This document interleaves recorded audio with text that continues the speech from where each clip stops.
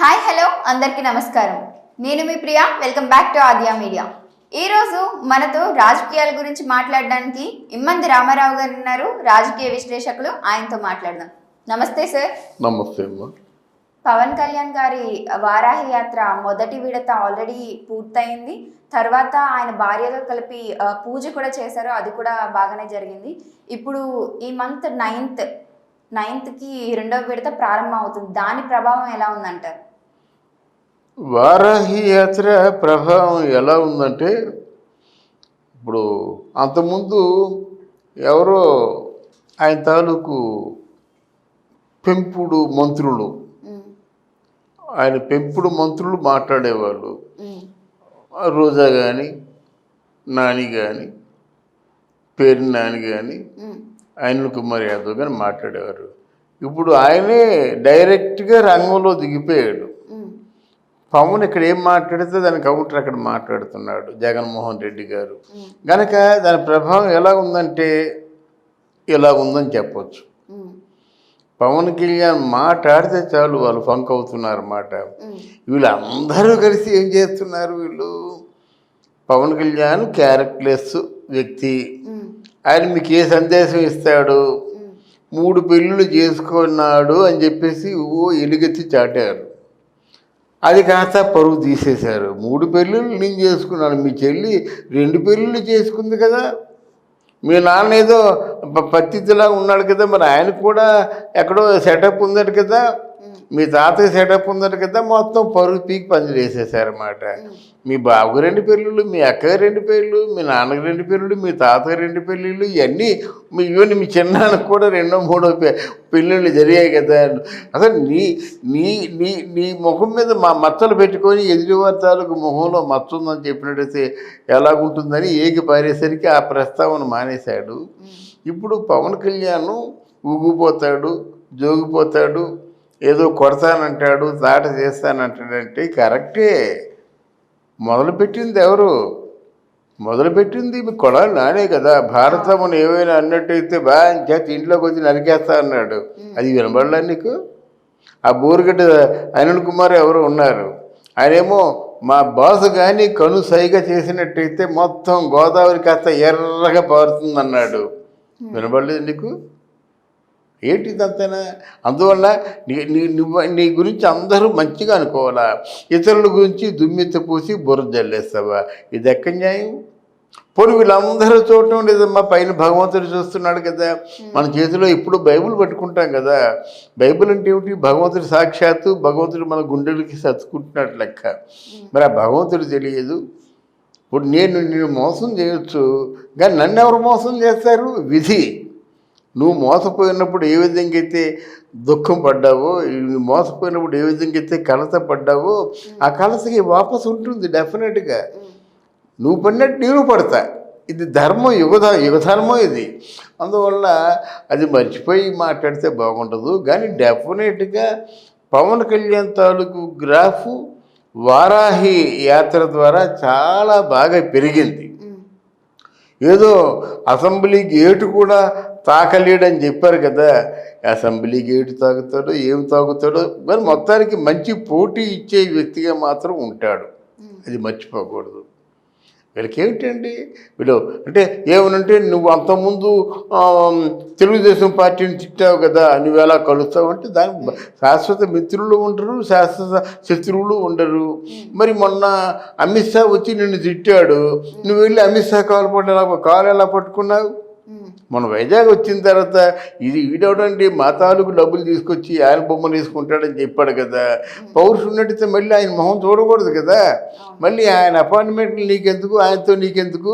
సరికొత్తగా ఏంటంటే ఒక వార్త వినిపిస్తుంది, మళ్ళీ అక్కడ కేంద్ర ప్రభుత్వంలో ఉన్నటువంటి బీజేపీ పార్టీ వారికి వచ్చే ఎన్నికల్లో వాళ్ళు ఇండివిజువల్గా నెగ్గలేరు అనేటువంటి భయం పట్టుకొని మళ్ళీ ఎన్డీఏ ఫామ్ చేస్తున్నారు. ఎన్డీఏలో మేము చేరుతామంటున్నారు. ఎవరు? వైఎస్ఆర్ కాంగ్రెస్ పార్టీ. ఇంతదాకా వచ్చింది పవన్ కళ్యాణ్ తాలూకు వారాహి యాత్ర ప్రభావం. చివరకు డైరెక్ట్గా మన ఎవరు మోదీ గారు, అమిత్ షా గారు వాళ్ళు ఎన్డీఏ మళ్ళీ ఫామ్ చేసినడితే దాంట్లో మేము ముందు ఉంటామంటున్నారు మాట వాళ్ళు. అసలు ఎన్డీఏ అంటే ఎన్డీఏ ఫామ్ చేయడానికి ముందు ఒక ఆదిలో ఎవరు బాగా నడుం కట్టారంటే చంద్రబాబు నాయుడు నడుం కట్టాడు కదా.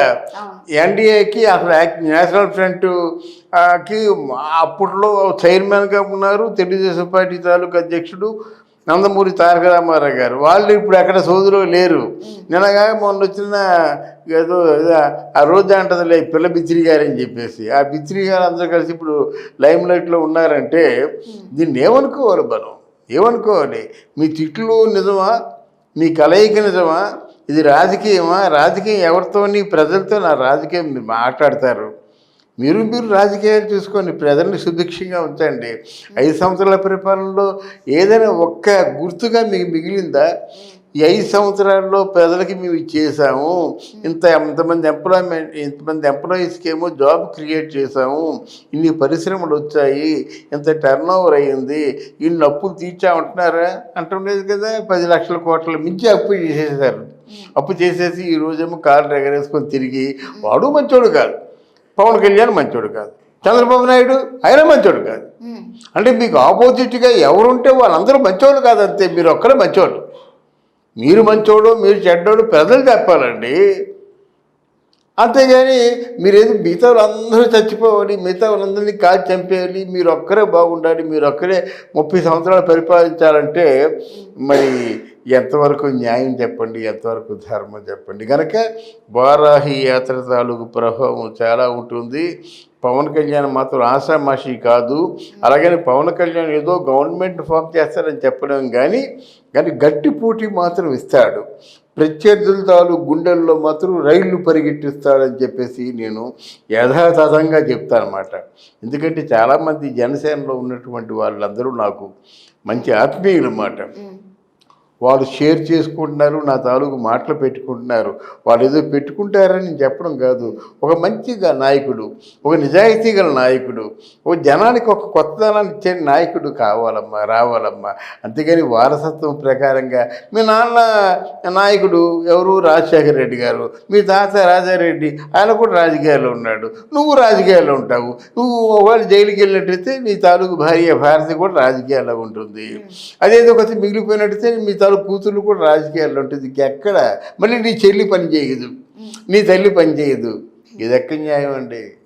మరి పవన్ కళ్యాణ్ అంత మంచి నాయకుడు అయితే ప్రసంగాలకు వచ్చే జనాలు ఓట్లు మాత్రం ఎందుకు వేయట్లేదు? అప్పుడు వేయలేదమ్మా. డెఫినెట్గా మార్పు వచ్చిందమ్మా. ఇప్పుడు క్యాడర్ ఉంది కదా. ఇప్పుడు వీర మహిళలు తక్కువ ఉన్నారా? ఇప్పుడు పవన్ కళ్యాణ్కు ఉన్నంత మంది వీర మహిళలు ఎవరికీ లేరు. ఒక సినిమా హిట్ అవ్వాలన్నా, ఒక రాజకీయ పార్టీ హిట్ అవ్వాలంటే మహిళలు నడుం కట్టాలి. ఏ మహిళ అయితే ఈ బిడ్డ గెలవాలని కోరుకుంటుందో, ఏ మహిళ అయితే ఈ బిడ్డకి వీరతలకు దిద్ది ఆరతిస్తుందో ఆ బిడ్డ తప్పకుండా సమాజంలో మంచి ఉజ్వలమైన స్థితికి ఎదుగుతాడన్నమాట. ఇది నా అనుభవం చెప్తున్నమాట. మహిళలైతే ఏముందమ్మా, మగవాడంటే వాడు మట్టుకు వాడు ఓటేసి వచ్చేస్తాడు. మహిళ అలా కాదు, ఆ వీధిలో వాళ్ళందరినీ తీసుకొని ఓటేస్తుంది. ఇద్దరికీ డిఫరెన్స్ అది మాట. కనుక డెఫినెట్గా పవన్ కళ్యాణ్ మాత్రం చాలా గట్టి ప్రత్యర్థి అవుతాడు. మామూలు సామాన్యమైన నాయకుడు మాత్రం కాదు. జనం ఫాలోయింగ్ ఉందమ్మా. జనం ఫాలోయింగ్ ఉంటే చాలా అంతే. జనం ఫాలోయింగ్ ఉందన్నమాట. Thank you so much sir. So చూసారు కదా, ఇది వాటి ట్రెండింగ్ న్యూస్. మరొక ఇంట్రెస్టింగ్ న్యూస్తో మళ్ళీ మీ ముందు ఉంటుంది ఆద్య మీడియా.